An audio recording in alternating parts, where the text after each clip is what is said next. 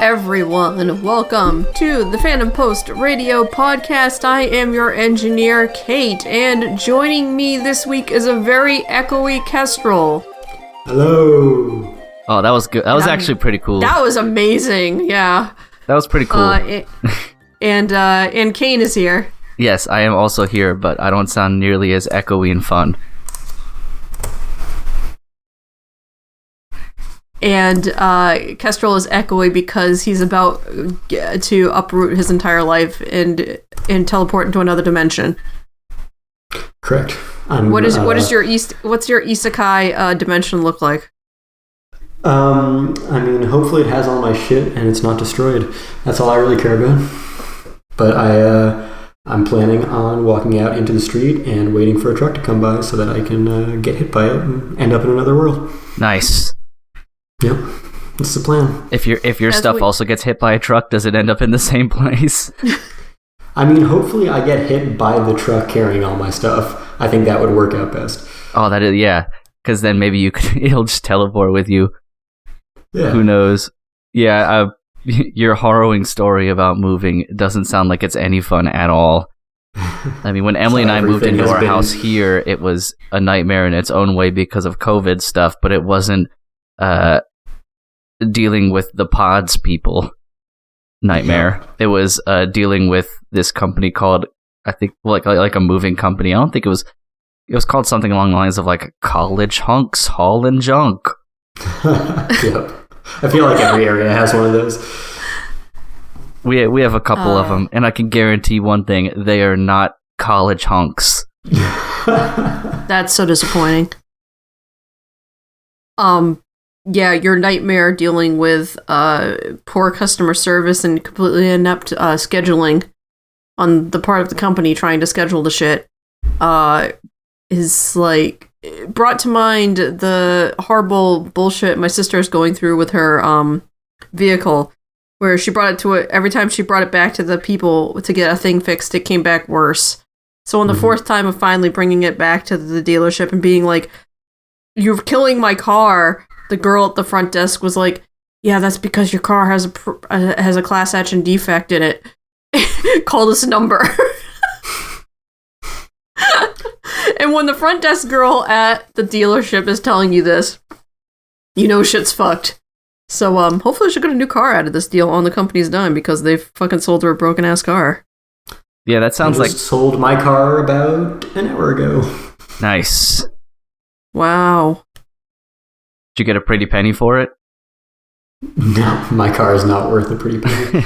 Is this a situation where you don't need cars where you're going? Yeah, basically. No, not to make myself sound wealthy, because probably this is a bad idea and I'm going to be broke in a few months, but we're getting a Tesla. That's a bad idea, and if you get an electric car, you should probably get one that's not Tesla. Yo, it's got games, though, no. I think. Doesn't it? I mean, I don't care if it has games, it drives itself, which is what I care about. I can't drive in LA. Also, gas is $8 in LA, so yeah. I mean, no, electric car is a good idea. I just don't know if that brand is such a good idea right now. I mean, Elon Musk is crazy, but that doesn't mean that Tesla are bad cars. They're the best for being electric and driving themselves, which are the two things I care about. I would not trust a car to drive itself. Did you have to buy it new, or did you manage to get one used? Me. No, we ordered a new one. So we're not getting it for a few months, even though it was originally supposed to be there on time. So we're going to be renting one for a few months, which is even more expensive. Yeah, I know that they have pretty... Sounds like a nightmare. Yes, they have pretty infamous stock and distribution issues since the company essentially started like generating enough cars for the demand that people are buying them. But that's cool either way. Which one did you get? Model 3. Oh, the ones that the back doors don't open. And you can get fuck off, Kate. Oh, I'm serious. It was the Model 3s that like there's no emergency release on the back set of doors, like in the back seat.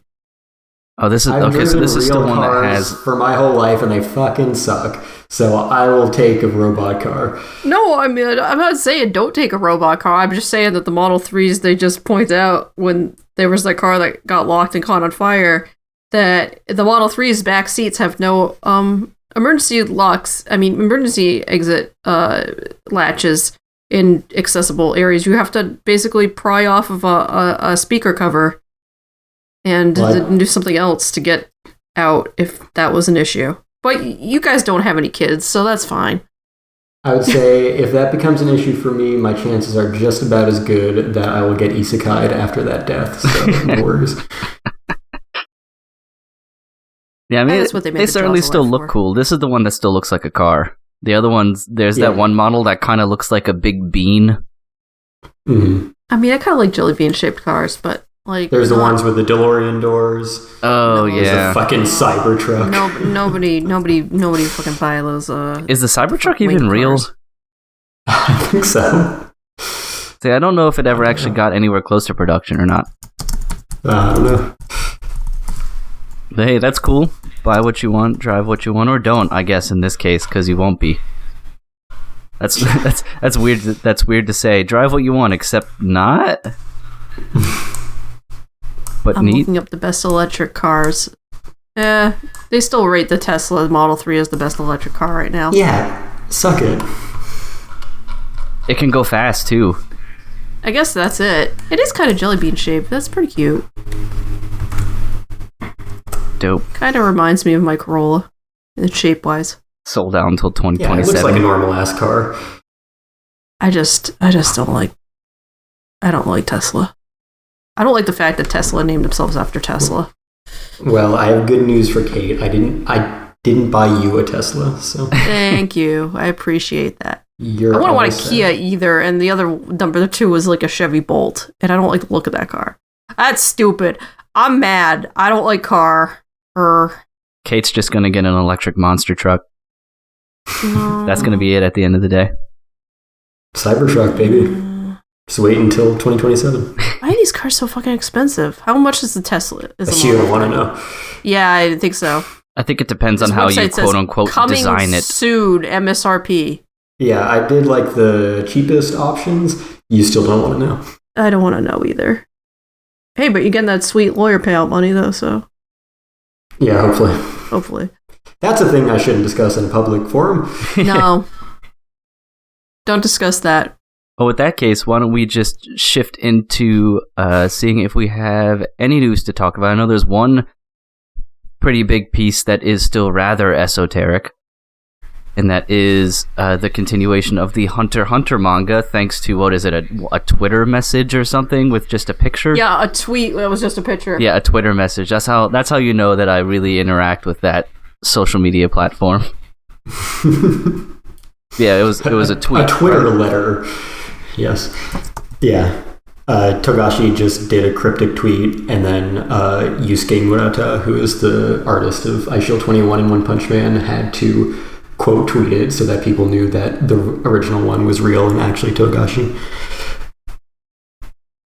Because how long has the hiatus been? Like 4 years. I say it feels like an eternity because we've gone through COVID without it, so it feels even longer. Yep. 2018 was the last chapter. God.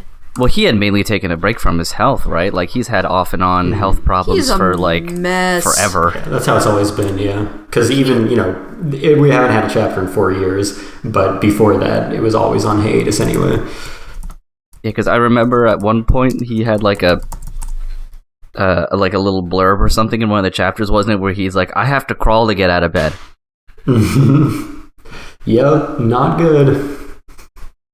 But glad to see that he, I'm assuming, is healthy enough to work on it now. Because that's always good. I mean, I know that the otaku fan bases for everything can be quite rabid at times, but the last thing anybody should want is someone making, a comic at the expense of their own personal health. Yeah, I wish he had just stopped it where the anime stopped, because I don't think he's ever going to finish the story. That was probably the best stopping point he could have gotten to. and at the rate he's going, he's not even going to finish an arc. So would have been better just to stop there. I think the anime will probably have the best ending of that series. But was there any indication of how much was left of the story? Is it still like early, or is it like 1 or 2 arcs or whatever, and we're good? I think it's like he told like Gon's story, but he wanted to keep telling stories in that world. So he wanted to keep going after that. So I have the feeling like the ending point that, that point where the anime ended is like, here, I will give people an ending. So if they don't want to keep continuing with the series, here's a good stopping point. Right. I'm going to keep writing stories in this world I created because I enjoy doing it. Even though it kills me. Even though it kills me. He says, like, his main issue, I believe, was like back problems, which is just fucked. So, yeah.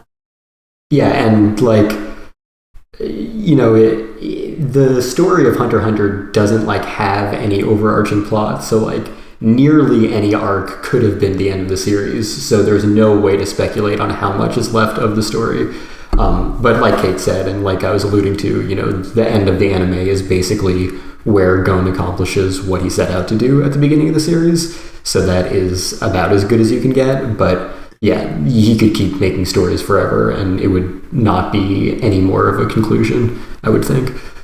So did he have something like, I don't know, a pseudo like anthology in mind, where it's more like telling stories, almost like a Discworld of manga, just as an off the top of my head? Well, it's in an arc still. There's an arc. It's like Gon basically accomplished what he wanted, which was to like find his dad, who was a complete fucking deadbeat. But but there are like 3 other characters that the readers are kind of invested in, and like they've kind of had like little arcs and stuff like that. But it's like there are so many other characters and weirdness, and I don't know. And it is a crazy world, and it's like when Gon's arc ended, he kind of did this whole zoom out thing, like, oh hey, you thought this? Whoosh, and it was like, oh shit, kind of moment, like, oh, we haven't even seen how crazy this world could get. Oh, that's kind right. of situation. So yeah, and I feel like it would have been better if he stopped it there and then made some other series or anthology by a different title, or gave other people the right to start making series in the universe, just so that you could be like, all right, Hunter x Hunter is complete, but there are other things in the universe, and that's great. Who were the 3 characters? Otherwise, it would be, well, like, it's been so long. Killua, the blonde one, and the pedophile. Kurapika. Wait, what? The bad guy that gets sexually aroused. Oh, Hisoka? No. Leorio is the other one of the 4 main characters. Oh, okay. I figured since Kate said emotionally like invested, I was like, I thought he was interesting. Yeah, Hisoka. Yeah, I mean, people love Hisoka, but there are 4 main characters of the series, and Leorio is the 4th. And Kurapika is kind of the only hanging thread at the end of like the anime adaptation. Because you haven't seen Kurapika for like 100 episodes, and there's like a little tease of him at the end, spoiler. But everyone else is like, yeah, okay. Killua's with Gon the entire time. They're great boyfriends. Leorio, spoilers, gets a little appearance. It's only Kurapika who you really need more of at that point. So yeah, it'd be nice if it could have a real ending, but I don't know if that will ever happen.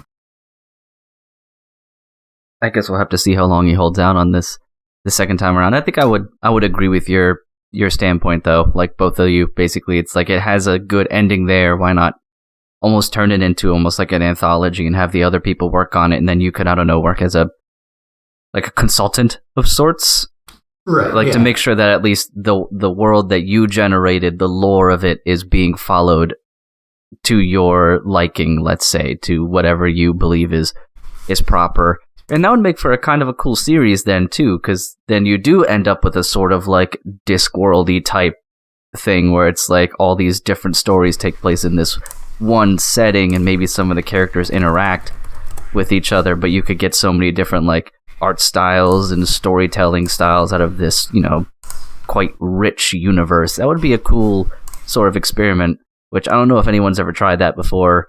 or if there's a very obvious one that I'm missing, but that would be something really cool, and I could see it happening in like a Hunter x Hunter universe.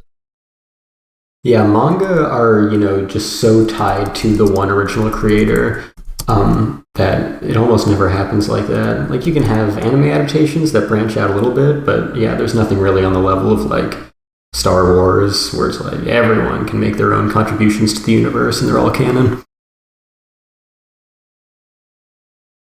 Interesting. Well, I guess, let's hope for the best and that he is healthy enough to continue it without feeling like obligated to continue a manga or what have you. Like, I want it to be his choice to do it, not like he feels he or is forced to for whatever reason.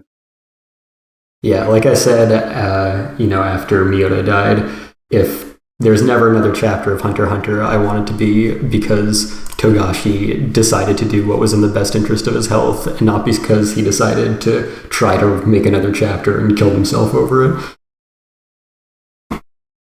Indeed. Well, I think I actually have a couple pieces of news that I think are interesting to peruse, if you guys wouldn't mind hearing about them. I mean, you probably already know them. I mean, we briefly talked about one before we started publishing. Not publishing. That's part of one of the other news stories before we started recording. But I did find another one that I think is rather interesting and a sign of the times, so to speak.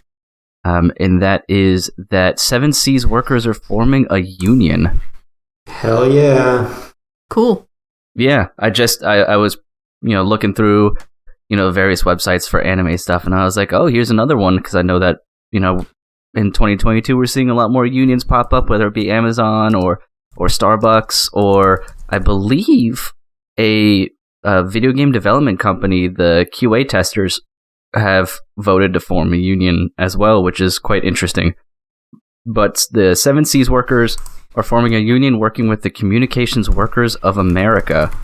I guess there's over 40 staff members on 7 Seas now, which I guess, I know that's not a lot, but if you go by the percentage numbers, they've grown 400% in the past 4 years, essentially increasing their staff about 100, like almost 100%, so 10, 20, 30, 40 in 40 years. Not 40 years, but 4 years. So I think that's a really interesting thing. Now, I'm not really in tune, obviously, with sort of the manga publishing industry and how it goes. Kate, that's more your territory. But I kind of wanted to know what you thought about it, or is this something that's like a long time coming, or how does it go? Because, I mean, they're asking for the general same stuff that every union asks for, which is like, hey, please pay us, what we're worth and give us PTO and such. And they also have 2 cute cat mascots. Yeah, they were getting like no benefits. It's insane. So, yeah, I mean, it sounds like, just glancing at what they're asking for, it almost sounds like they were all contractors. That's the feel I got when I was reading the article. It's just like these people all feel like they were contracted or maybe freelanced, but in that sort of legal loophole way that Uber used to get away with, where they're like, well, none of them are our employees. But when they're your main... They did specifically say that it applies to both the full-time employees and all the freelancers they hire. Well, then I wonder what that number is, the staff members, if it is truly 40 and then it's just split between like full-timers and staffers, or is it more like 40 full-time and then God knows how many, freelancers and contractors at the same time? Yeah, I'm not sure. The crazy thing is reading that they apparently are complaining about crunch. And I'm like, crunch? Mm-hmm. I'm like, in the manga industry, crunch? They're not, like, as far as I'm aware, do they release stuff, like, weekly? I mean, they are the only independent company in this space now. So, they're pretty small, and I mean, they put out a good amount because they have all their different imprints now. They put out light novels, which are an incredible amount of work to translate. Yeah, that's a lot. Light novels strike me as a lot of work. Yeah, and they've been putting out more and more of those. I mean, I don't. It's so weird to me to think that the publishing industry would have crunch if you're not doing a weekly release to try to keep up with Japan, because publishing, you have to schedule stuff so far out.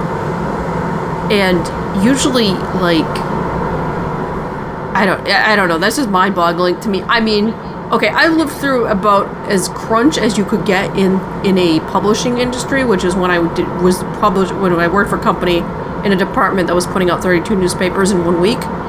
And that was, I guess, what you would construe as crunch conditions. And even then, we weren't working over 40 hours a week. So, each employee. So I'm just confused as how you can get crunch in a situation where we're releasing a book that has a very long lead time. I mean, clearly this company has structural issues, so I'm not surprised that they don't manage to schedule things appropriately. Yeah, that would be my best guess too, is that it's crunch brought on by a combination of overwork and mismanagement of resources, so that if it was run more smoothly, crunch probably wouldn't happen. But if you have people that are, constantly piling on new projects without finishing old ones, so now, you're working 10 times harder than you need to while being only about 50% as productive as you should be because of that, then crunch is a natural byproduct, because now you have all these deadlines and all this stuff that's been half-assed and being forced. So that would not surprise me. I've worked in situations like that where it isn't the amount of work, it's the mismanagement of the resources that causes the crunch atmosphere. Sure. You can turn anything into crunch if you fuck it up enough. I mean, this reads to me like you really have to fuck it up for something with that much lead time to get crunched. I'd believe it. Sure. Definitely. I would definitely believe it. I mean, I'm glad that they have formed one. I want to know, and I'm interested to see how this reflects in the industry as a whole, because it is a union, and they're working with the Communications Workers of America, another union, but the staff is only about 40. This isn't on the same level of your Starbuckses and or Amazon and things like that. So I'd be interested to see if there's any sort of ripple effect in the rest of the industry, especially because we know generally, anime and manga stuff is filled with a lot of people who are not paid nearly as much as they should be. Yep. So yeah, I hope so. I mean, any step forward is a good step forward, I think, in this case, especially if it's like, if they really weren't getting like any PTO whatsoever or healthcare or anything to that respect while still being expected to work 40 plus hours a week. Yeah, I think, if this affects freelance manga translators and light novel translators, then if it goes well, it can only have a positive effect on them, and hopefully anime translators can get a piece of that in some form, or at least get inspired. And, from there, it gets a little bit more difficult with the Japanese side. But, if looking at the anime side of this, companies like Crunchyroll have the ability to affect everyone who's being underpaid, because they're on the Japanese production committees. They hired all the translators. They finance all the dubs. So, they could actually make a difference, but this is a long way away from that. Yeah, this is baby step territory. Yeah. But still steps forward. Yeah. Good to see. I mean, bad to see that they need it, but it's been abundantly clear that everyone in this industry needs it, so I'm glad they're at least fighting for themselves. Yeah, it sounds like they had absolutely no benefits. And if they did have full-time employees that weren't contractors, like, what the fuck are you doing, man? Yeah, it's insane. Like, in Massachusetts, if you have more than 10 employees, you have to offer health insurance. You have to, there are things you have to offer and to your employees. So the fact that they don't just boggles my mind. I know California, different rules, whatever, but oof. Yeah, so it's certainly exciting, and I'm optimistic enough to see where it goes. I mean, even if it just only affects these 40 people, it's still, a really good outcome, period. Especially now, I'm not well versed in the finances of anime, but it's hard to see companies not be held accountable in this standpoint when over the past few years it feels like anime is a growing Oh, yeah, so like it's big. like it's growing so much. All the streaming companies are getting involved. You know, Sony's throwing money around to buy companies. You know, et cetera, et cetera. Like it's clearly a vein, like a vein that they've struck, and they're trying to get a shit ton of money out of. So that money needs to go to the people actually generating the content. Like we're not in the days of the late 90s, early 2000s anymore. Like, this is a mega big business. Yeah. Oh, this is cool. Looking up this stuff about Seven Seas, I just discovered that one of my favorite fantasy authors' oldest child is involved in the Seven Seas Union building. Just by accident, I ran across this. That's really funny. She switched her picture to apparently one of the little cat mascots to support her child. Yeah, they got two named Nicola and Bartolomeo, which is adorable. This one appears to be holding a knife in its mouth. I think that's Bartolomeo. That's pretty great. Indeed. That's pretty great. Why am I not following her? I like her book. Yeah, so good to see that. We can move on to the next piece as well, which is a lot more kind of inconsequential and lighthearted in nature. But it has just been announced today, actually, as of this recording, as far as I can tell, or at least that's when the news broke most places, is that Speed Racer is getting a new live-action series by J.J. Abrams and his production company, Bad Robot. Which I think is dope, because Speed Racer, the live-action movie that they made, not that it has anything to do with this series, but that was really great. So if they can keep that type of attitude and everything, I think Speed Racer really lends itself kind of well to live action, since it is car racing at the end of the day, and silliness and fun. I think this could be really cool. I know that there aren't a whole lot of details right now, other than it looks like it's going to be in like an Apple TV Plus sort of deal, because it says live action series at Apple, unless it's a totally different Apple somehow. But no, that's Apple. That's Apple. Yeah, TV. so it'll most likely be an Apple TV Plus by the looks of it. But it's got some good names on it. People who worked on like the Snowpiercer show and Westworld and things like that. So it's got some pretty big names attached to it.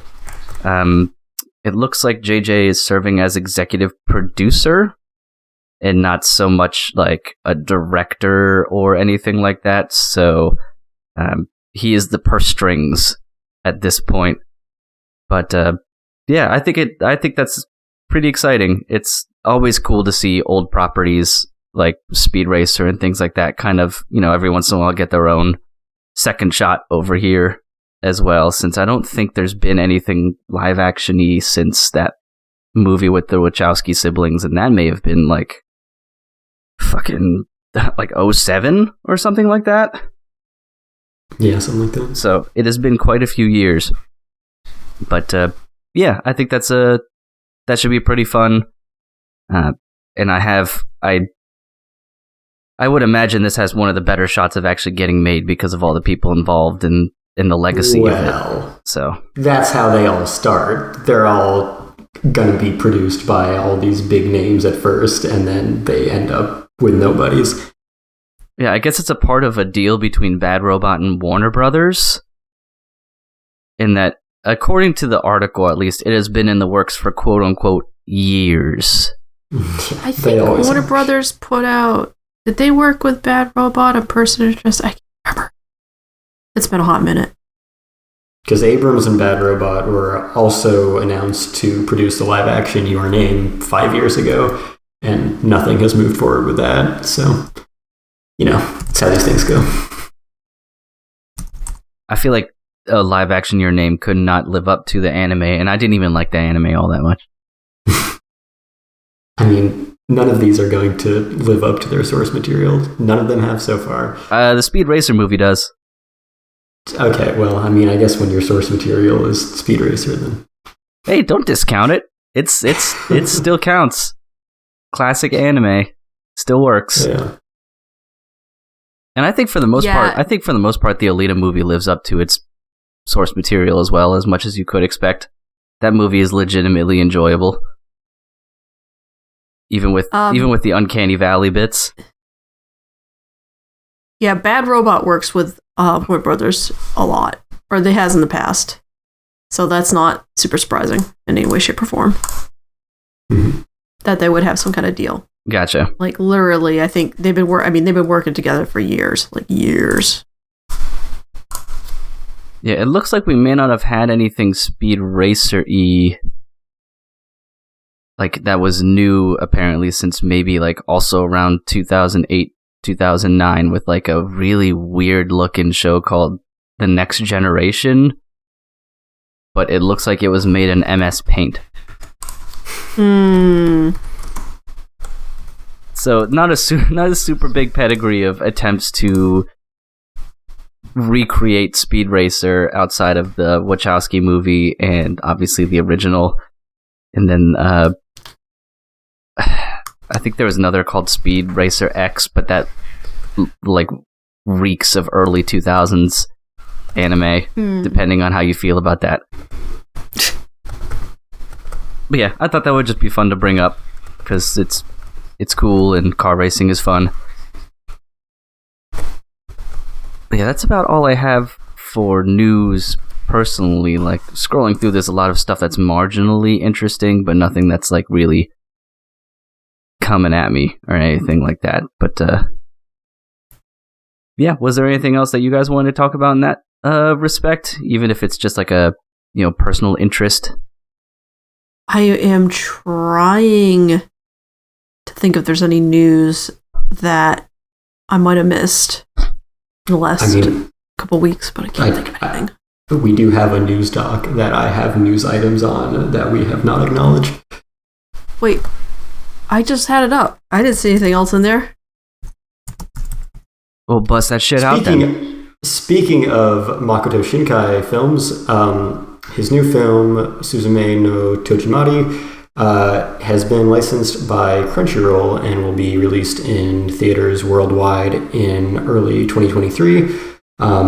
It's being released in Japan at the end of 2022.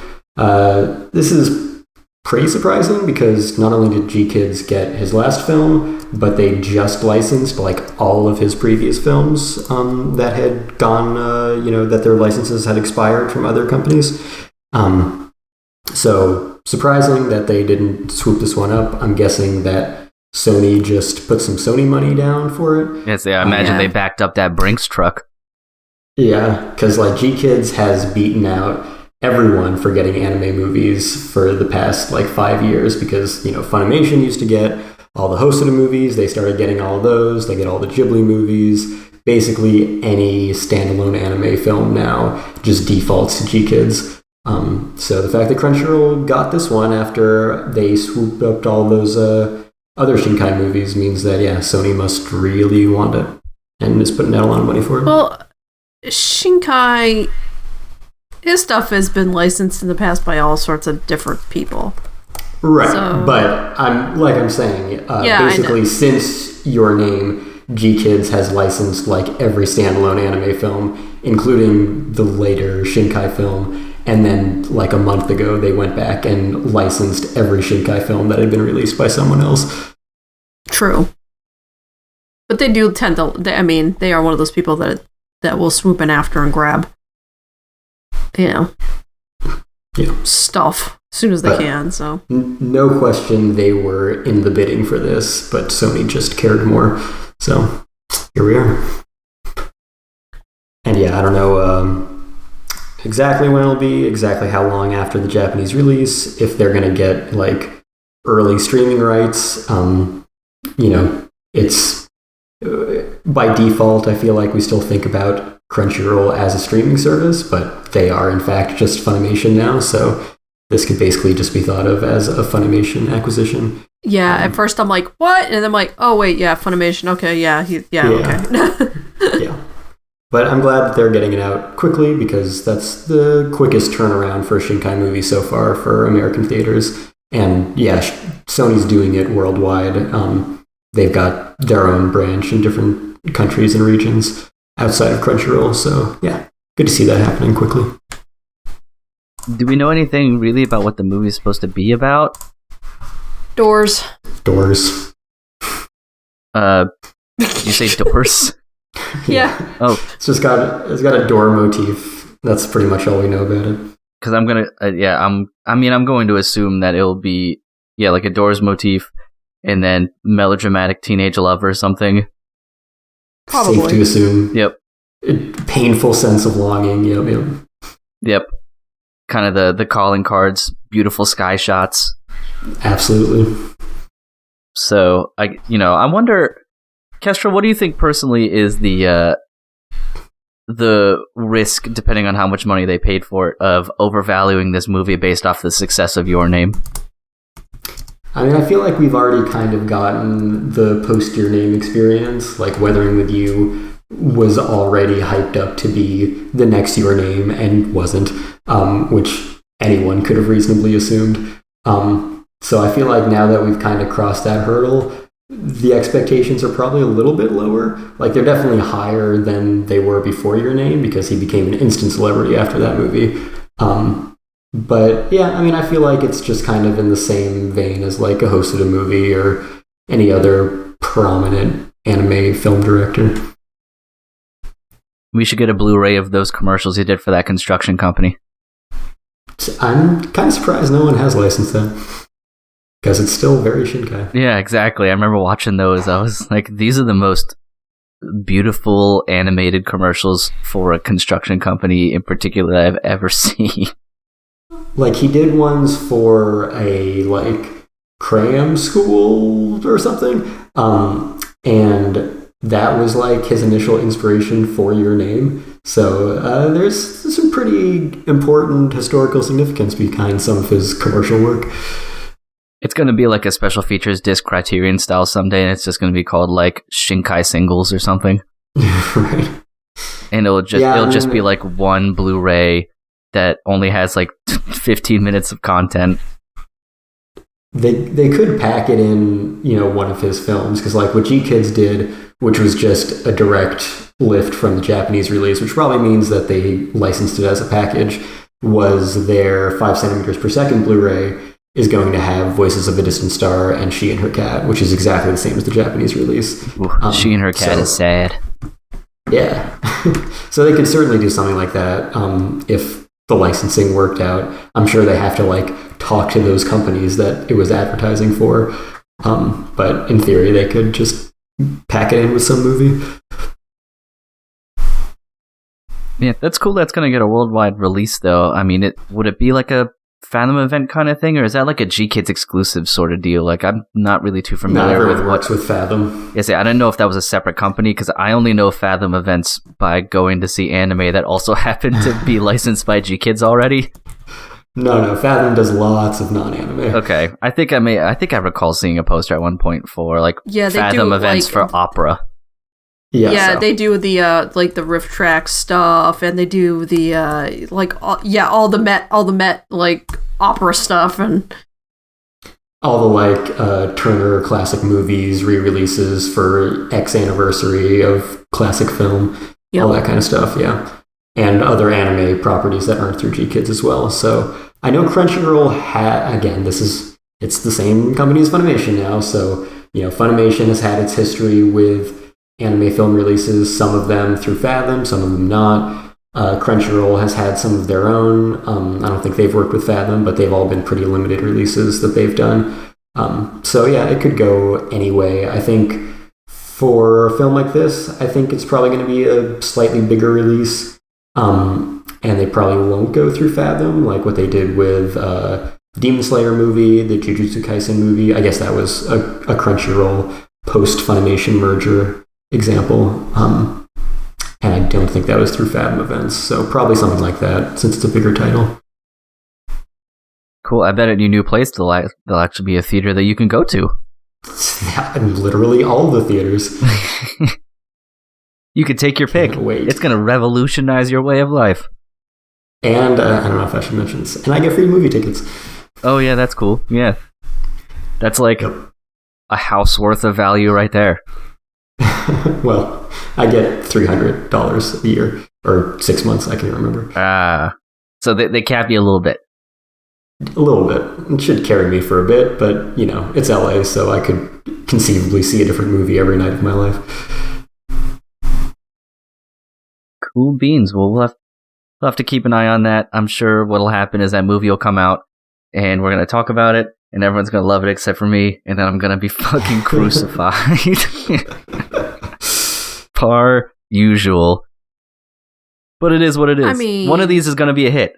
I have hopes that one of these for me is going to be like this movie was fantastic and incredible, but it just hasn't happened. But I'm willing to keep giving shots because at the very least, I'm watching some really nice art for a while. Right. So that's my hope.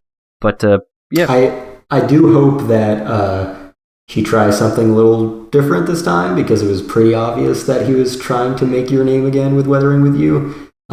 So I hope he feels comfortable with branching out a little bit more at this point. Indeed. Anything else on the old doc? That was all I had. Kate, did you finally remember what you were trying to find, if anything? No, I was just trying to remember if anything big had happened. But real life events have kind of blown all other events out of my brain for a little bit, so they're just not there anymore. They're just out there. Yeah, everybody is very busy with various different things, so I can completely understand that. So then, with that in mind, why don't we just kind of transition into talking about, you know, kind of where we're at in the anime season and stuff, and how good Spy Family is. Told you it was going to be good. It is really good, and it's living up to what we talked about the first time, which is, you know, people who normally don't really care too much about anime are watching it, because, like, Emily's watching it and asks me when the next episode is coming out, and that shit never happens. Yeah, I showed Caitlin all the episodes that are out so far on Sunday, and she's asked me when the new episode comes out, like, every day since then. I actually don't even know when that is. Thursday? Saturday. Fuck. I always thought it was Thursday, because I remember that one season, or I don't know if it was by design, like by you personally or DJ, someone was like, all my anime happen on Thursday. Yeah, I've definitely had those seasons where for the past few years, it's been almost all Saturday. Like, I think this season I'm watching like 13 shows and 6 of them are on Saturday. But years ago, I've definitely had seasons where I've had like 10 shows on Thursday. It's ridiculous. Indeed, I will never know that pain. Or pleasure. I don't really know. Maybe it depends on what season it is exactly. But right. But yeah, Emily and I are really, really enjoying it so far. I guess one of the things, Kestrel, you said you're reading the manga, right? Yeah, I've been reading the manga since it started. Is it living up to it pretty well? Like, have there been any major deviations so far? I mean, we're obviously not very far into the story, but... Yeah, I mean, like, the kind of fillery episode, where they do the whole, like, castle thing. Oh, that shit was cool, though. It was fun. It was mostly in the manga. They definitely expanded it to fill, like, a full episode length. But yeah, I would say it's very faithful and a pretty ideal adaptation all around. Like, I think they are only enhancing the material. Yeah, because if that was a filler episode, I was actually like, in that case, it's one of the better filler episodes that I can remember, because I was loving all the crazy weird shit going on at this castle, and then watching Yor beat the shit out of Lloyd. I thought that was pretty fucking dope. It was great. I mean, it was not filler because it was mostly in the manga, but it was filler in the sense that episode doesn't need to exist at all. No, but it's still fun. That's true. For like 90% of it could have not happened, and the story wouldn't be affected one bit. Though I guess they do flashback to it occasionally, so you would sort of miss those, I guess. Yeah, I mean, it certainly shouldn't be skipped, but if that had never happened, nothing would change. Oh, hell no, it shouldn't be skipped. It's so much fun. It is great. Plus, it's got great animation. When we were watching it, Emily's like, so this is where the budget went. And I was like, well, maybe for this episode.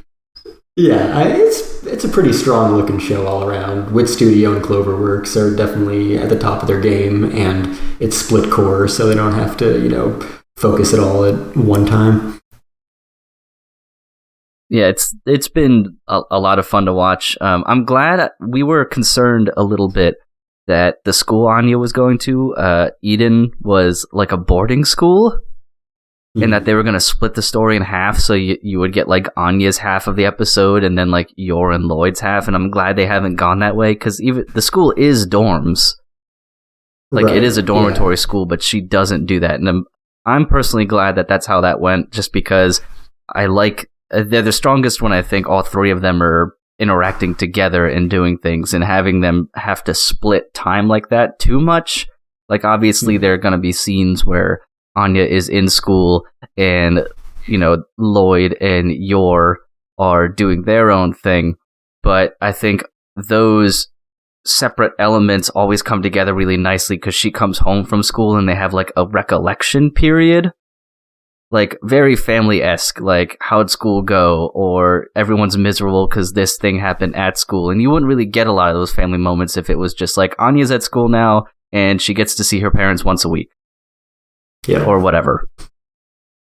So I'm really glad that they kept like a, you know, for lack of better terms, a commuter version of Anya's education going on. And plus I see, you know, we are getting introduced to Yor's brother, and I can't remember, is this the character, Kestrel, you said that DJ would like and I would hate? I said that DJ would have much less of a problem with him than you. Gotcha. So, can't wait for that. I mean, that really makes me curious now, because the little bit you do see of him, you don't learn a whole lot, but he doesn't look like someone I would necessarily have a problem with, but there is plenty of anime to go, and it looks like he's featured prominently in the next episode at the very least. Yep, you'll find out soon what his deal is. What's been your favorite like individual piece of the anime so far, if you had to pick? You can be as granular as you want. I made that question very vague. I apologize. Yeah. I didn't really know how to phrase it. Like it could be like, oh, the art or the jokes or the chemistry or whatever. Like just what always stands out to you the most, I guess. Oh, interesting. That's not at all how I interpreted it. Yeah, let's see. I mean, I think the art is basically lifted straight from the manga, and like I said last time, you know, the mangaka has a style that lends itself to anime designs very well, because, you know, it's very like solid lines, not a lot of shading, very easy to just transport to animation. But I really like seeing it in full color. Like I said, the animation has been really high quality all along. I think it's just really well directed. Like it's the best version of those scenes coming off the page that I could imagine. They definitely have the comedic timing and the action animation in equal strengths. And yeah, I think the music's really solid. There was a kick-ass insert song for that Goofy Castle episode. So yeah, I mean, and the voice acting is really great. I know DJ will always talk about Saori Hayami, who voices Yor. Takuya Eguchi is really great as Lloyd. He's got a great range. And like, you know, a series like this where a young child plays such a prominent role, and she does feel like a young child and is well written for that. Normally you'd want an actual child voicing them, but I feel like for being an adult voicing a child character, this is definitely one of the less obnoxious. Like, I love the performance of Anya Seiyu. I think it works really well for her character, and, you know, this series is going to go on for a long time, so it wouldn't really work for them to try to get someone age appropriate anyway. And, you know, sometimes she is, you know, kind of precocious. She acts like a cartoon character meant for adults more than an actual child, which isn't a bad thing for her characterization, but I think it can work better if you're an adult who knows the context for that performance. So yeah, I'm a fan of all the performances as well. I haven't checked out any of the dub yet, but hopefully they are doing it right. Or something you said that was interesting, and then I was trying to think of an example was, I can't think of many like anime kids that are played by kids. Like, I think most of the times that you get this dynamic where it's like, you know, a young girl and her surrogate father character, they usually do get actual children to do it. Like Usagi Drop has an actual child doing it. Barakamon has an actual child doing it. Sweetness and Lightning was another one of those kind of dynamic that was similar. Okay, yeah, that's... You were speaking a little bit more of in this general style. Yeah, this family-ish style. Because I was also thinking like some other shows that have like younger kids in them, and I think at least it seems like they're voiced by adults, but I could be wrong. Otherwise, yeah, I totally agree about the directing. I feel like this show in particular has very little like wasted momentum. If you know what I mean, like every scene seems to serve some sort of purpose. There's not a whole lot of just like throwaway jokes or lines or things like that don't really serve the perpetuating of the storyline. Like even the small moments I feel like are important for you as a viewer to sort of deepen your emotional connection with the family, or Lloyd learns something about how to deal with children because he's clearly not good at that at all. Why would he be? But yeah, it just feels like it's a very well directed, like tight show. Yeah, in ways, and I imagine that's probably because the manga is the same way in a lot of ways. Yeah, it's impressive because on one hand, it does feel like it's taking its time. Like, I could see how they could go faster, but you're right that nothing feels wasted, and, you know, it kind of has the advantage of being half sitcom because, you know, jokes are an important part of making it work. But yeah, this can fail with a bad director for comedy in particular, trying to adapt something like this, because, you know, you can imagine the correct timing in your head when you're reading it. So that's something very important to get right in the adaptation. And I think, yeah, in terms of the timing, the pacing, when they choose to, like, you know, keep the gag running and when to stop it, I think those are all, you know, pretty well optimized for the kind of series that it is and what it's trying to do. So yeah, I've been impressed by that so far.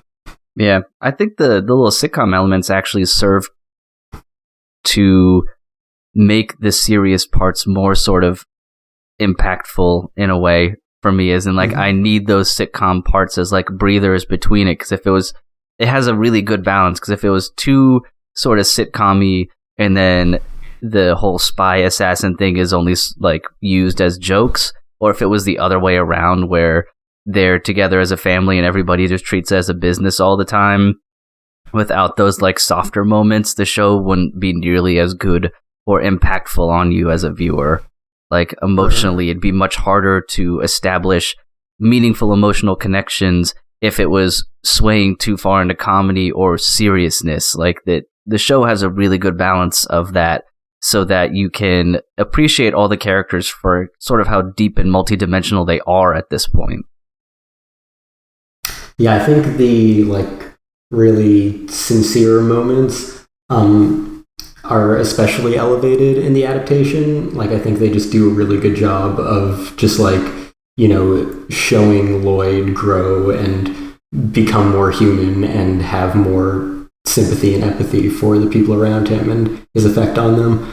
And yeah, that all kind of dovetails with the really funny moments and the really serious moments, because it's all just building this family as, you know, a genuine unit with this bond between them, even though it's all predicated on lies. So yeah, I think it's doing a good job with that. Agreed. Yeah, I'd certainly look forward to seeing it every week, and I like the little dynamic that they're building up between Anya and that little shithead. Yeah. I think that's cute. How he doesn't know how to deal with his feelings because he likes her, but not necessarily because of her personality. It's like she has the guts to say no to me or whatever. and that's enough to make him sort of like attracted to her in that sense. Like, this person is not a yes man or whatever. I must know more about them, but I'm too embarrassed. So it's, I think, one of my favorite running jokes of the show, and we've talked about it a little bit before, is just how silly Lloyd's life as a spy is, but yet he's constantly shitting on that TV show. But yet he's the one like carving the word sorry into bushes and, you know, doing all this incredibly ridiculous stuff, and all this other stuff happens to him that's very like spy cartoony.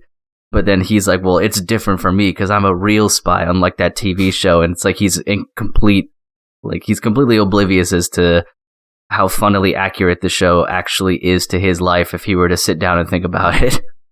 Right. Yeah, especially since he made it part of his mission to literally recreate an episode of the show for Anya. Yeah, pretty much. And it doesn't feel all that different outside of the castle and whatever. It doesn't feel all that different from what he normally does in terms of the lengths he needs to go and the ridiculous things he needs to do to try and get the mission to go. And he has such a good reputation as a spy that everyone else involved was just like, fuck yeah, let's do this. This is going to be awesome the entire time. This is going to be great for my resume. Yeah, exactly. I get to go toe-to-toe with Twilight. Yeah, how cool is this? And then it's just, he's shooting little like rubber balls at you, and it's and they didn't give a shit at all through the whole episode. No one stopped to be like, this feels weird, doesn't it? They were like accepting of it 100%. Exactly. Just that's how great. Big his reputation is. Yeah. And I mean, you know, it goes into how they all just kind of have to accept whatever absurd situation they're given as a spy. Because, yeah, that's the whole premise of the show. This is the most absurd premise that we can have for the best spy in the world. And that's the whole show. Indeed. Kate, are you watching this at all? Because if not, you should. I'm not yet. I know. I need to pick it up. I've been meaning to. I meant to at the beginning of the season. And then I'm behind on the thing I'm supposed to be reviewing badly. And yeah, everything is behind. I'm behind on everything, and everything is behind. Just don't sleep. I mean, that's an option, but it's not a realistic one. I'm sure you could do it for a little bit, you know, and then just crash and burn and then start the whole process over again. No, I just need to, like, put the video games down. I feel that. I feel that. But yeah, this is another one that is probably just universally enjoyed by most people. I know I've seen, like, it's not, like, perfect. There's a couple things that I don't necessarily like about it, but no show is perfect. And then there's a couple people who are like, why haven't they banged yet? Jesus. Which I just discount those opinions offhand immediately. Yeah. Yeah, this show is wholesome as fuck. Yeah, that's very much for sure. It's the parenting and the, like, I don't even know if you call it attraction between Lloyd and yours seems like entirely, if anything, like emotional and psychological, really, like just enjoying each other's company despite the fact that they're, you know, in it for their own selfish reasons, but clearly they're developing like a connection that isn't necessarily romantic, but just more like a, you know, just a strong emotional connection. But yeah, there are definitely some people out there that are like, oh, I dropped it because how could you not be sexually attracted to them? I was like, get out of here, horn dog. There's plenty of material on the internet for you, don't worry. Yeah, leave my wholesome anime alone. Yeah, you're just like sitting there with the Shibu in you with a go directly to horny jail. Wink. Pretty much. So, yeah, but I think it's something you would really enjoy. I mean, just like if you would get around to watching Ranking of Kings as well. I'm most of the way through Ranking of Kings. I was like at episode 16 or something. So. Oh, you're making your way. Just have to finish it. Yeah, I just have to finish it. So you're making your way. I'll get there at some point. Kestrel, is there anything else you want to say about the show? I do have kind of an interesting segue into another one that I'm watching. Go for it. Cool. So you know how the one, like, the teacher in Spy Family is all about fucking elegance. Of course. Yeah, he's great. There isn't an identical character in Aharon-san, but she is significantly worse, and she's all about esteem. Which I don't even know what that means in this context. Like, elegance makes sense, but it's like, it's just, she picked the word esteem to mean like teenage romance or whatever. But I think Aharon-san it's jumped the golf animes. Now it's a huge chasm between those two in Spy Family. Like, not even Evel Knievel could get over it. But I think it's definitely come around, oddly enough, and has been more enjoyable over the past few episodes. I'm not sure if you were watching this or DJ was. Yeah, I was watching it. I dropped it like an episode or two after we last recorded. I think it's gotten a little bit better. It's still not like great, but it's something that I put on, and I'm like, I don't have to pay too much attention to it at any one point, because it is very much just like a, teenage school monster of the week style thing, where if there's any sort of overarching plot, it doesn't mean anything at all. But we just had the obligatory summer festival episode and all that good stuff. But that show's chugging along pretty well. There's some type of romantic sort of subplot, but it's hard to decipher at this point, because the main character, like Raido, always talks about wanting to spend his life doing something with Aharon-san, but it's always in the form of a joke. But then with the way the last episode ended, I was like, maybe he does have feelings for her, maybe he doesn't. I don't know, it's kind of hard to tell.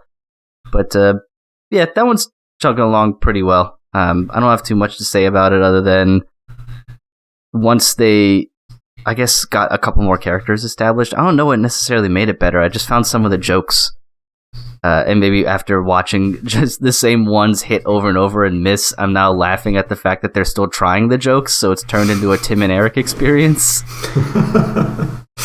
Where it's like, we're just going to keep hitting you with this same joke until you laugh, and for some reason it worked, like, for me at this point. But, yeah, I can understand why you would have dropped it. It's not like a super strong show or anything like that. I think it's pretty popular, at least as far as like the anime subreddit goes. It's always in like those top 10 rankings, but then again, I don't understand how those things fucking work, because Ranking of Kings was always near the bottom of that, and just a bunch of shitty isekai were at the top all the time. Yup. So take those with a grain of salt. But yeah, I just wanted to kind of, revisit that one a little bit. It's cute. It's a good sort of time fillery thing. Like a good anime to watch if you wanted something anime in the background while you were doing something else. If you're that type of person, like I know I am, and sometimes Emily is, where you just want something on the TV making noise. And this anime is pretty good for that, because you can look down and look up and you'll be like, what happened? Oh, it's just another thing with the same joke again, but this time a little funnier because they keep hammering me over the head with it. So yeah, it is not bad, and it's trending a little bit up for me, and the golf anime is trending down at this point. But Kestrel, is there anything else that you were watching that you want to chime in on? I know you typically have like 10, 12, 14 shows or so. Yeah, let's see. I didn't re-rank them for this episode. How many was I watching last time? So yeah, I was at 14. I've dropped one. I haven't watched today's Daimon, but it's on the fence. Definitely close to being dropped. Everything else has been pretty solid. I guess only 12 shows, because Tiger and Bunny 2 was just one little marathon. Cuckoo Show is getting down there and close to drop territory. Everything else is fine. Spy Family's great. Kaguya-sama's great. One Piece has had a few masterpiece episodes in the past month. Kingdom's getting really good. Yeah, everything else is fine. Good to hear. Why are you thinking of dropping the Candy Store show?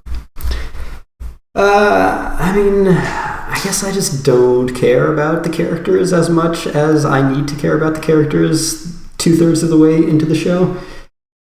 Kate, is the Candy Store show the one you're reviewing? Yes. Are you behind on it? Is that what you said? Yes. Yeah.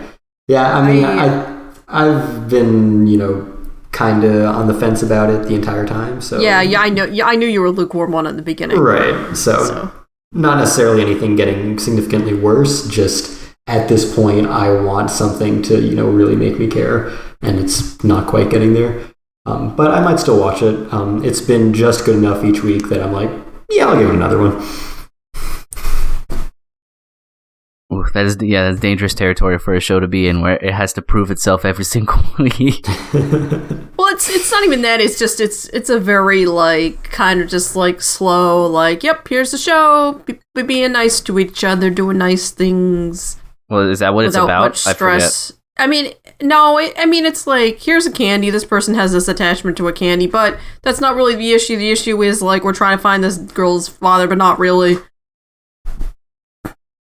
It's a lot of candy, a lot of guitars, and mostly just people not falling into the horrible tropey we can't communicate with each other, haha. It's more we're gonna communicate just fine. Speaking of can't communicate, I don't really have anything to say about Comey. It's fine. Speaking of segue, I have a perfect segue, but nothing to say about the show. Well, that show really seemed to lose steam. Yeah, I don't see that many people talking about it as much anymore. Did it just wear out its welcome and it hasn't evolved? What is going on with that? Because I remember it had insane amounts of hype going into it, and then the first couple episodes, it was all over my goddamn internet feed. Yeah, I haven't watched today's episode of that either, but I guess it is just, it's kind of treading the same water now, and when you're 2/3 of the way into the second season, it's kind of wore out its welcome a little bit. It's still very enjoyable all the time, but there's nothing really new going on. So fun Comey reaction face. She's shaking. It's cute. It's all stuff we've seen before. Now, does this show have a noticeable, overarching plot or anything that's just really taking its time, or is it kind of more this is what Comey can't communicate about this week? Yeah, I mean, the plot is basically she wants to get 100 friends, and it seems like it's kind of been a while since they've introduced new characters and really forged those friendships. At this point, it's just got a dozen or two prominent characters that it shuffles around and has funny antics with from week to week. And some of them are funny and some of them are cute. And kind of the relationship with the main character is developing in a nice little wholesome way. But in terms of what it's actually supposed to be about, or any serious material like we got in the very first episode, it hasn't really bothered with that very much lately. That's a little disappointing. I know my brother was watching it for a little bit and talked about how he was enjoying it and thought it was funny, but then in a very similar way, he just stopped talking about it. Yeah, it's hard to find new things to say about it at this point. But it's good. I do still enjoy it a lot. I wish it wasn't a fucking month behind because Netflix are assholes, but yeah, other than that, it's good. Are they releasing it just one episode at a time, as the week goes and they're just behind, or are they binge dumping it? No, they're doing it weekly. They're just 3 weeks behind the Japanese release for absolutely no reason. Huh. I mean, they make a lot of really interesting decisions that it seemed to run counterintuitive with the way stuff is supposed to go. But yeah, that one always confuses me. They're losing a lot of money and subscribers, so we'll see if they even bother caring about anime that much in the future. Well, I think because they dropped a ton of their stuff that was in that vein for that kind of fan. Can we make a prediction right here and now? Here's my hot take prediction. Okay. Yeah, make it happen. I want to hear it. Okay, the One Piece adaptation is actually going to be good, but it's only going to get one season. It's definitely only going to get one season. I don't even know if that's that much of a hot take, really. That'll be like the surprise will be like it's way better than it has any right to be, but we're only gonna get one season of it, and then Netflix will just be bankrupt at that point. So I think they just released a new anime this week or something, like a 5-episode miniseries. Yeah, they did. Yeah. I think from Wit or whatever. Yeah, it was, and they also released a new film from Wit less than a month ago.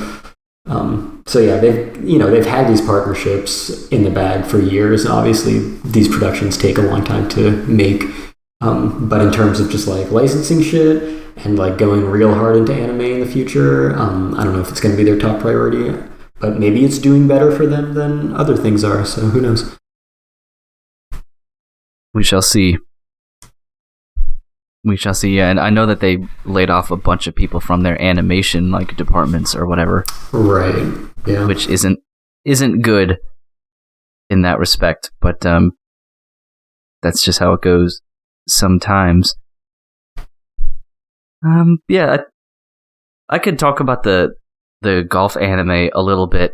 It's gone completely fucking off the rails, like even more so than before, and even I'm kind of sick of it. It started off the rails. Is it just like we're gonna blow there up? There were never any rails. Well, it's shit. Yes, you're right. It started off the rails, but it started off the rails, I guess, in a way that made me feel like I was watching just sort of the peak sports shonen Prince of Tennessee style thing right off the bat, and I was like, oh, we're just jumping right into people making crazy golf shots and doing whatever. This is fun.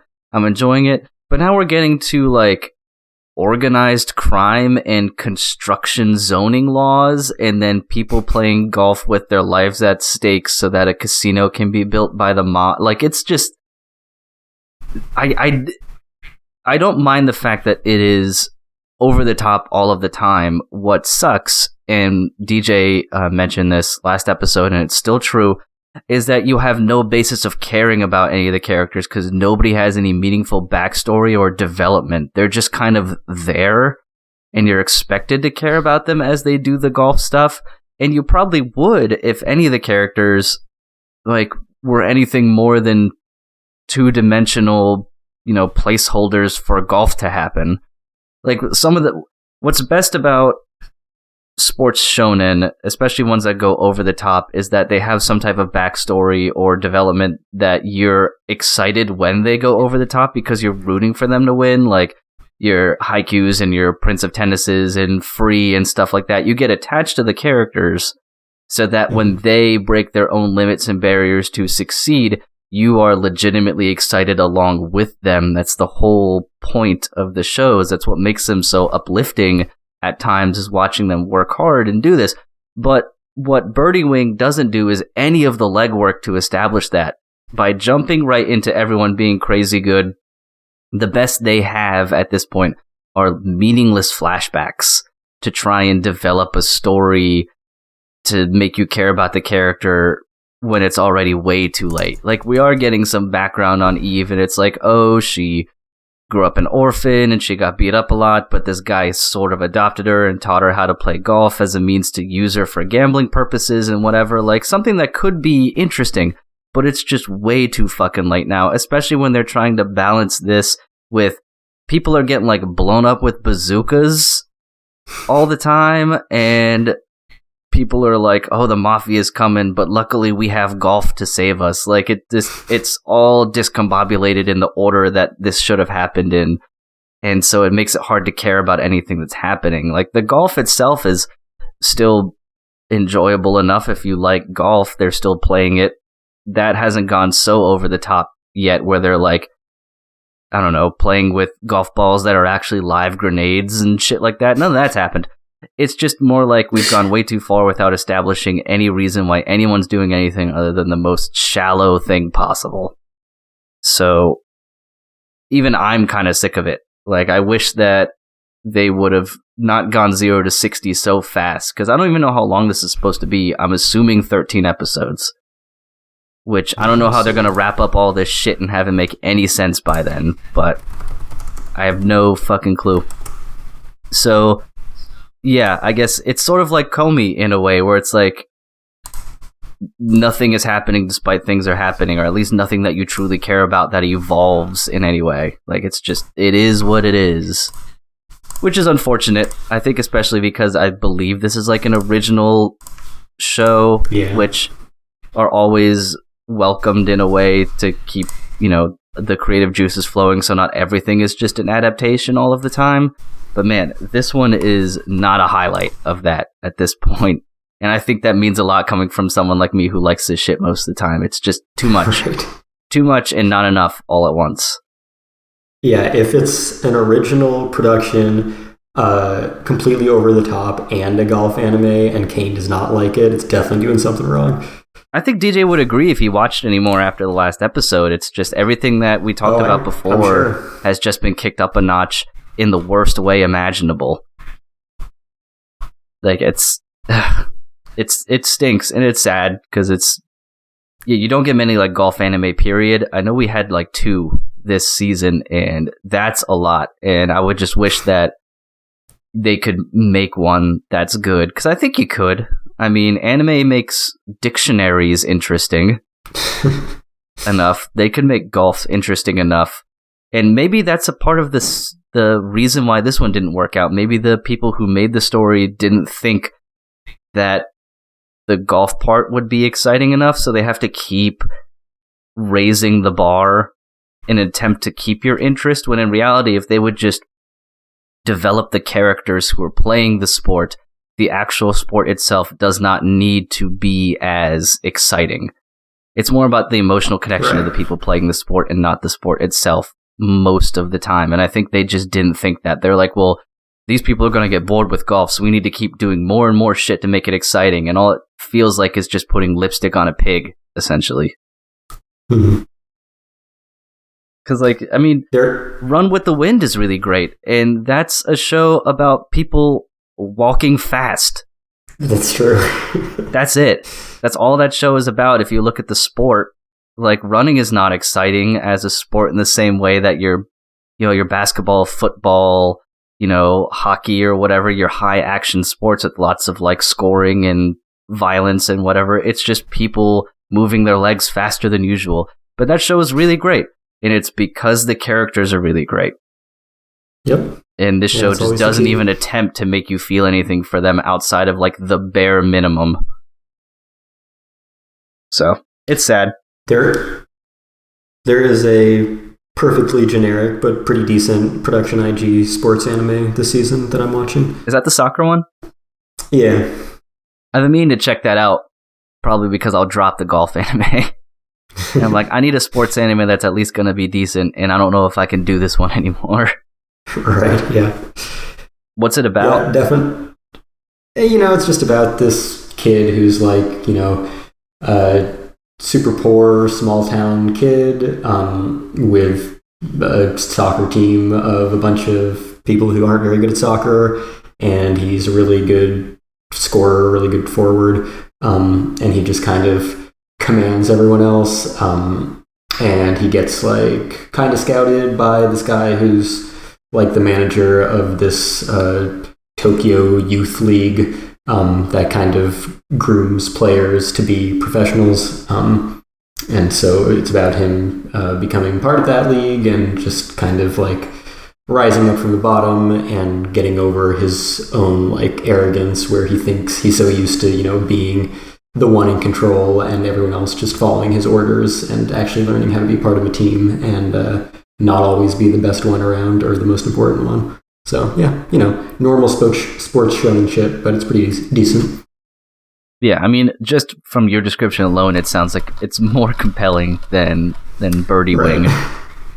I mean, fuck, that short that they had, the golf short, was better in terms of the characters because they established themselves quickly, and you're like, oh, the one girl's bad and new, but she wants to be with her friends. The other girl's pretty good, but not like an expert, so they're all still learning and they're having a good time. And I was like, that was more interesting for the characters, and I think that shit was like 7 minutes long. Yeah. But yeah, I'll have to give the soccer one a go. I'm not, like, huge into soccer, but once again, it doesn't matter if the show is good because of the characters. It doesn't fucking matter. Right. I don't give a shit about sports at all, and I think it's pretty decent. Yeah, exactly. So I think I'll have to jump into that one. I mean, I want another good baseball show too sometime. Have you watched all of Ace of Diamond? Because there's like 200 episodes. That one is a little scary for me to jump into because it's 200 episodes. Yeah, there's a lot. That one's a lot, and I'm not sure if I want to commit myself to that at this point. But there's a couple older like baseball shows I need to watch as well that most people talk about a lot, like One Outs and stuff like that. Yeah, there's a lot of baseball anime. Japan loves its baseball. Oh, hell yeah, they do. So, yeah, there's plenty of other options out there unless you like golf and you want a golf anime, and there's just not, which is upsetting, but someday, I'm sure.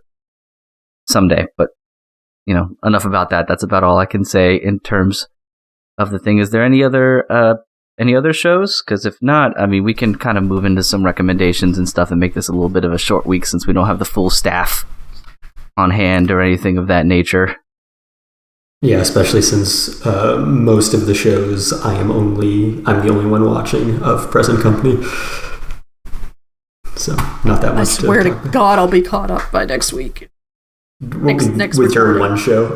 Next with my one show, but by next that week. I may have dropped by that point. Yeah, maybe, but at least I'll be here to talk about it. So yeah.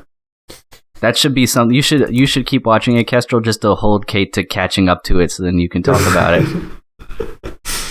Be like, I'm at episode 8 or whatever. You need to get up here. Get up here. Yeah, in that sense, we can just move on to some recommendations and stuff. I have at least one I have one pseudo recommendation and one actual recommendation. And it may have even counted as news, I guess, depending on what your definition of news is. But have you seen the new still for the fucking Urusei Yatsura? The new one? Yes. That shit looks way better than I thought. It's got that great combination of, it looks like it's going to be animated really well, but the art will remain at least stylistically the same in a way. Right. New touches here and there, but when I looked at it, I was like, oh yes, this is Urusei Yatsura. This isn't 2022 Urusei Yatsura, where it brought on the modern styling. It looks like they're really trying to go for a hybrid between the two, which is exciting. Yeah, it's very much like, Gundam Origin, where they keep that old school aesthetic. Exactly. And just apply modern technology on top of it. Yeah, which I think is the perfect way to go when you're doing stuff like this. But I thought that looked really great. So with that in mind, I was like, watch that when it comes out, but also watch the original so that you can potentially better appreciate the new one, because the original still holds up great. Still fantastic. I know it's an older art style and some people aren't really big into that, but it's a classic for a reason and it's being remade for a reason. It's also impossible to watch and 300 episodes long. It's not impossible. You just have to have loose morals. Which I'm sure there are plenty of people out there who will watch it if they are so inclined to look. Yeah. But yeah, definitely that. And the actual for realsies recommendation, I would say, is the Skate the Infinity Blu-ray set comes out in about 2 weeks or so, and that show is great. That's an over-the-top sportsy show that has a lot of really fun characters that you actually care about. Once again, and it has, I didn't really watch the English dub, but I've seen clips of it, and it looks like they fully embraced how ridiculous it is. Which makes me want to recommend it even more. So, yeah, get a hold of that if you can. And I think they're doing a re-release of Princess Kaguya, G-Kids is, which I just watched last night or the night before for the first time, and that is really good. Very sad, which I wasn't expecting, but also very good. So their G-Kids are re-releasing that early next month as well. So if you haven't watched that movie, I think you can on HBO Max, or just get a hold of a Blu-ray from the earlier pressings or this new re-release, because that is a fantastic movie. Great art style. Apparently, at one point in time, I guess it was the most expensive Japanese movie ever made. Oh, wow, yeah. I mean, it definitely had one of the longest production processes, because Takahata was working on that for like 10 years. Yeah, I think Emily looked it up afterwards when we were done, because she wanted to know about the sort of the actual story that it comes from. And I believe it said it was, when it released, the most expensive Japanese film of all time, if you count all of that. It was something like fucking the equivalent of $43 million. Whoa. Nice. That's not, I mean, movie making wise, that's not much, but for Japanese animation, yeah. Japan, that's a lot, yeah. Yeah, its budget was 5 billion yen, according to the Wikipedia, so roughly $49 million. Nice. Its box office was $27 million. Yeah, I'm not surprised. Yeah. It was never going to be a hit. No, but it's very, very good. It's also, yes, very sad, so you have to be prepared for that. But yeah, so I would say Skate the Infinity, and then for something radically different, the Tale of Princess Kaguya re-release, and watch that if you can. Yeah, and if you are into more premium packaging, G-Kids did just release that in a steelbook last month, which I got and gave away my original G-Kids Blu-ray. So that and Only Yesterday were the two that they released on steelbook last month, and are releasing in just new regular Blu-ray releases in a couple weeks. And on the same day that those two come out, G-Kids also releasing all those old Shinkai movies. So you get 5 centimeters per second with Voices of a Distant Star and She and Her Cat in one Blu-ray package. You can get Children Who Chase Lost Voices, which has been out of print from Sentai for like 10 years. You can get Place Promised in Our Early Days, which has never been released on Blu-ray in English-speaking territories. Yeah, all of those on the same day as the re-releases of Only Yesterday and Tale of Princess Kaguya. That is a stacked, like, first week of June in terms of just, like, I know there's some re-releases, but just looking at the calendar. And then you have Batum. Also true, yes. Or Mobile Suit Gundam Narrative, which fucking sucks. Oh, another one diving a little bit deeper into June. The entire series of Hunter x Hunter will be released in one big complete box set on June 21st. So check that out. Oh no, it says Amazon exclusive. It is an Amazon exclusive, that's true. Which is unfortunate, not just because you have no choice but to support Amazon, but also because it's probably going to come in a giant cardboard box with absolutely no padding, or just like an airtight padded envelope that is not fit to hold a chipboard box. Yeah, your shit's going to be fucked when it comes in the mail. Yeah, for sure. I'm going to probably have to go through several replacements of this. Yeah, that wouldn't surprise me at all. I have very poor track record with receiving any type of Blu-ray disc from Amazon in decent shape. Yup. That's just the way it be. But I can agree with that. For some reason, when you said a diving deeper, I scrolled down the list. I went, Naruto Set 7. I mean, also Naruto is coming out on Blu-ray, and I think that's the last of the original series, so maybe Shippuden will be not too far behind it. I did rewatch the first set of that on Blu-ray, which is the first time I've seen those episodes in like 15 years. Yeah, it's fun to go back into the old nostalgia well. How's the transfer? Or remastered? You know, I use whatever goddamn words I want, so... Yeah, you know, it's like early digital stuff, so it wasn't going to look great. But it's a lot better than Viz's first few Inuyasha Blu-rays, which have an issue with, I don't know, if it was from like deinterlacing or something. But they either insert or remove one frame per second, and it's extremely obvious, especially in panning shots. And that's like the entire first, 50 episodes of the series on Blu-ray. So yeah, that's real rough. That is so this awful. is a lot better than that. Yeah, very distracting. Ugh. Indeed, they should just take Naruto and run it through that same AI thing that they did for Digimon. Yeah, seriously. I don't think it needed that as much. Like, it looks fine. But yeah, I put everything through Astro Res. It's amazing. Kate, do you have any recommendations? Recommendations. Oh man, no, not off the top of my head, no. Nope, still got nothing. I'm trying to catch up with like reviews and stuff, but like most of the books I have in my possession are older stuff that came in for review, so no. And then Bell is out, I guess, right? Yeah, is that out? Yeah. So that's another thing. Bell is out on regular Blu-ray and Steelbook, but they have announced a 4K collector's edition. So if you want to hold out for that, that's coming out next month or the month after or something. But yes, the initial releases are out. So that's a thing.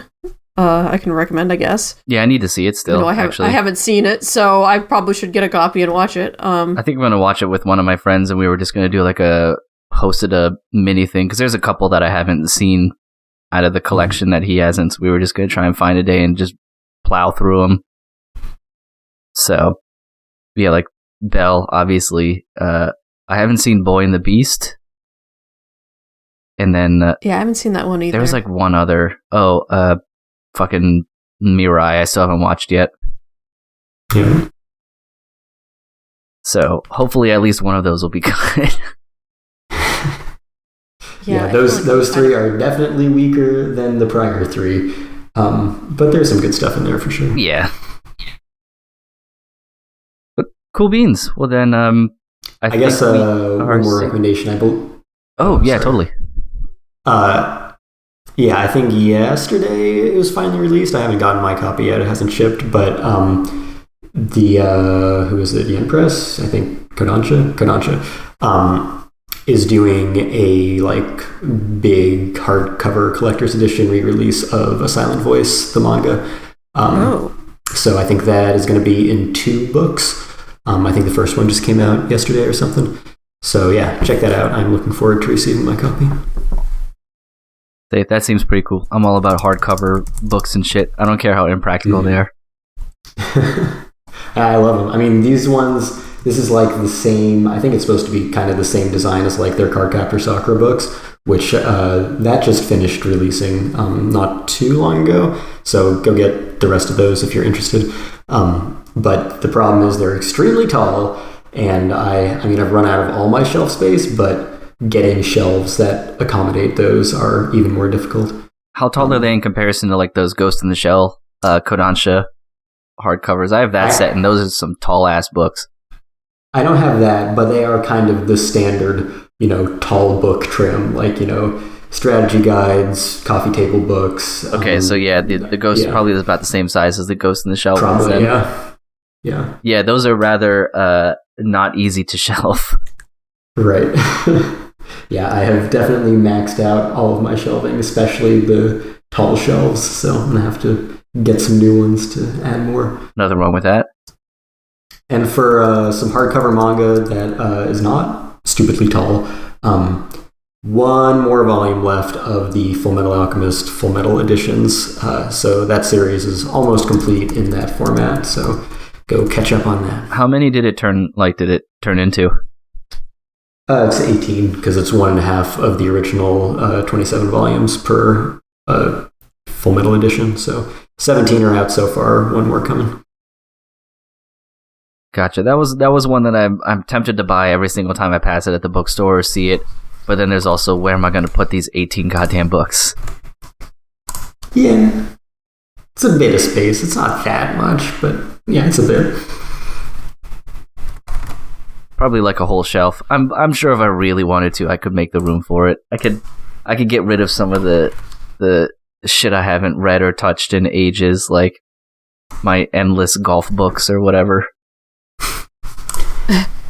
Yeah, as I've been getting more and more and running out of space, I've been trying to get rid of stuff as much as possible, but the ratio is not balanced, so I just end up with stuff stacking up on the floor anyway. I've got to redo my bookshelf so bad upstairs. Holy shit. Kid, I feel like stuff piled up on the floor for books is just how my life. Yeah, I assume you're just Sheska from Full Metal Alchemist. I kind of am. It's bad. My room's bad right now, and I need to like organize everything again. I had to reorganize my bookshelves a little bit because the cat's favorite pastime was jumping on my shelves and knocking shit off of them. So I had to do something to block her, and that something was just put more manga on the shelves, off the floor and up on the shelves. So, but stuff's bad, and I'm worried about weight limits on my floor up there. So I've really got to do something about that. Yeah, probably, if that's a legitimate concern you have. I'm a little concerned. I'm not gonna lie. I'm a little concerned. Yeah, I had to pack up all my stuff in the past few weeks and lug the boxes around. And let me tell you, you can have as small of a box as you want. You put a few of those Berserk Deluxe editions in there, and you need like World's Strongest Man to lift that shit. Oh yeah, books in general are just deceptively heavy once you start packing them away. Like an individual book, you're like, this isn't bad. And then you put 10 books in a box, and all of a sudden it's like made out of fucking antimatter. Yeah, totally. So I feel you there. We had the same problem when we moved into our house. We had several boxes full of books, and when you're loading them in, you're like, this isn't bad. And then before you know it, the box is like 100 pounds. So I get that for sure. But, all right, if that's everything, I think we can wrap it up for the evening. What do you guys think? Sounds good. I am tired.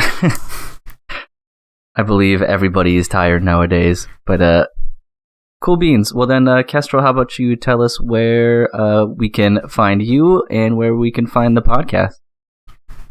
Yeah, so you can find the podcast anywhere you find podcasts. We are on Apple Podcasts, Google Podcasts, Spotify, Stitcher, SoundCloud, Alexa, Amazon Music. Facebook is not doing podcasts anymore, I think. I don't know. We're on there if they're still doing it.